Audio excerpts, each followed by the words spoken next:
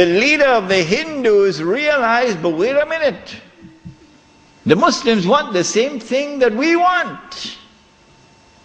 We also want, the Hindus, we want to get rid of the British, and we want to restore Hindu rule over the Hindus. So there's a conversion of interest here. So Gandhi, who later became known as Mahatma Gandhi, Gandhi approached the leadership of the Khilafat movement and he said to them, listen, the same thing you want, the same thing I want. So why don't we join forces? Will you allow me to join the Khilafat movement? And guess what the leadership of the Indian Muslims did?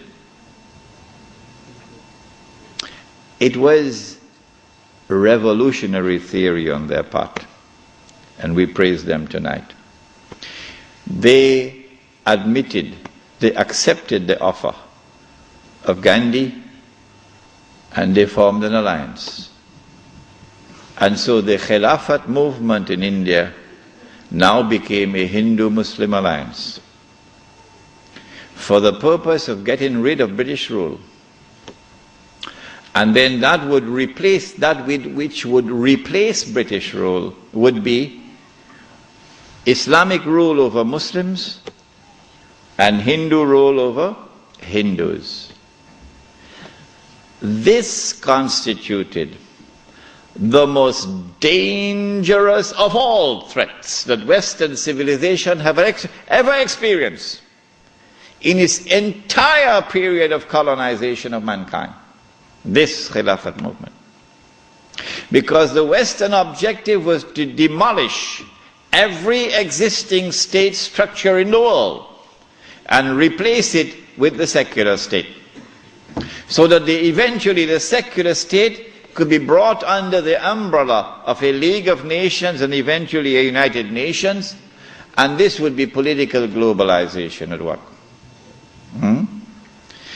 If the Khilafat movement were to succeed, then one of the most important communities in the world, the Indian Muslims, will escape. Because when the British withdrew, Muslims will be ruled by Islam and Hindus will be ruled by Hinduism.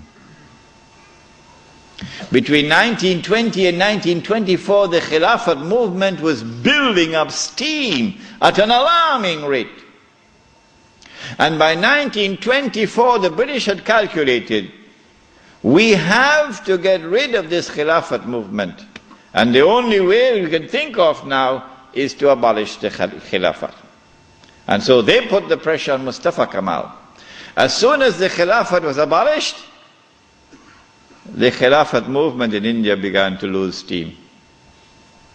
In the same year that it was abolished in 1924, in that same year, the secularly minded British, in Indian language they call it chamcha, the stooges of the British in India, the brown-skinned Englishmen parading as Muslims, of whom the prince of them all was the grandfather of the present Aga Khan, Karim Aga Khan's grandfather. They now restore an organization called the All India Muslim League. The All India Muslim League is led by men who don't know Islam and don't live Islam.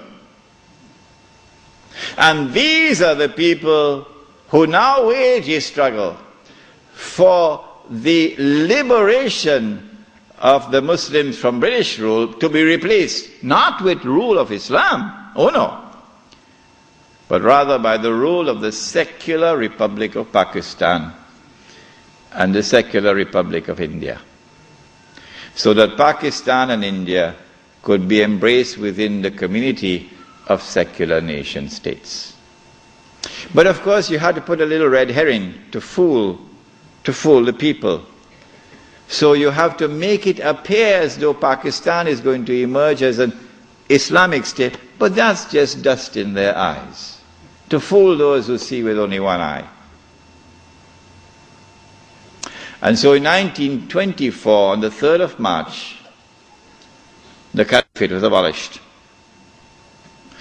When the Caliphate was abolished, Sharif al-Hussein realized that he was in grave danger now.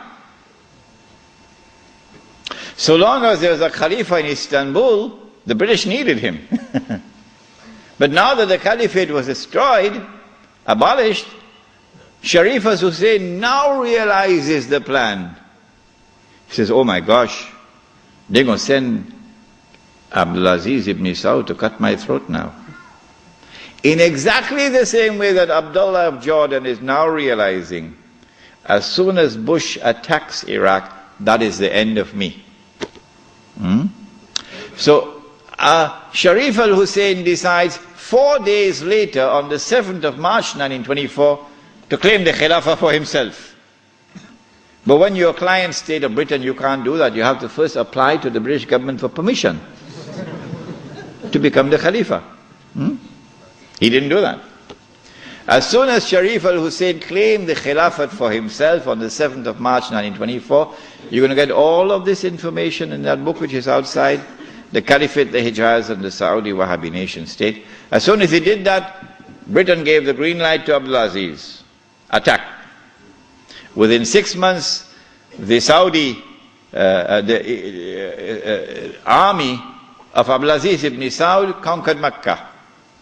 And Abdulaziz and Sharif Hussein packed his suitcase and off he went. British took him away. This one the Americans will take out of Jordan. And so Abdulaziz ibn Saud is now in control of Mecca and eventually Medina. It's a Saudi Wahhabi alliance. Does he claim the Khilafah for himself now? No. What he does is, as soon as he enters Mecca, in 1924, October, Abdulaziz ibn Saud makes a proclamation, and they're going to hate me for revealing this to you, because nobody remembers it now. The proclamation which he makes is that this land belongs to the entire Ummah. This land belongs to the entire Ummah.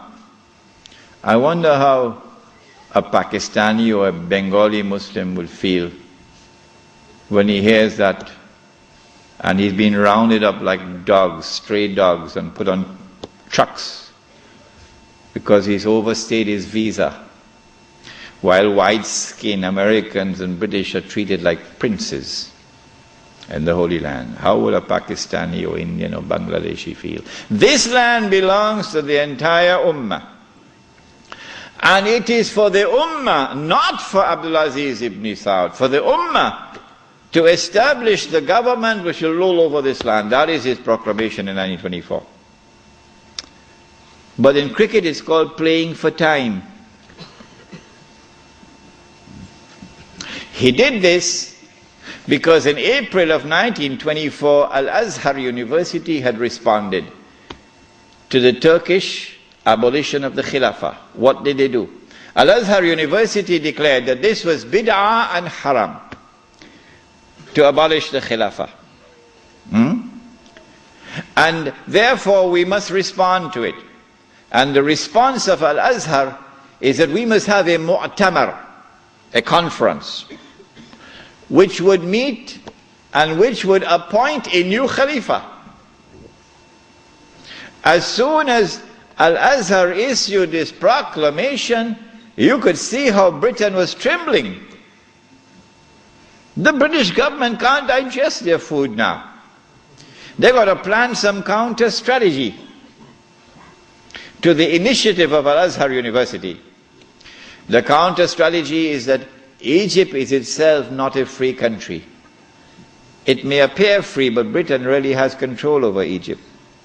So Britain puts pressure on King Fuad, the father of King Farouk. You're too old to hear about, you're too young to know about this. And King Fuad is now putting pressure on Al-Azhar to hold back on this conference.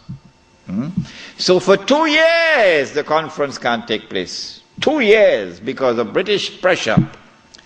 The conference finally takes place in June, July of 1926. But Britain uses another counter strategy. She gets Abdulaziz ibn Saud in Mecca to also convene a conference of the world of Islam in Mecca at the time of the Hajj, which is May of 1926. And then Britain and Russia and France and China and all the major powers in Europe all get to work. Massive intervention in the affairs of the world of Islam to ensure that the Cairo conference does not succeed in winning a representative gathering, and that the Mecca conference gets all the Muslims attending it. And they succeeded.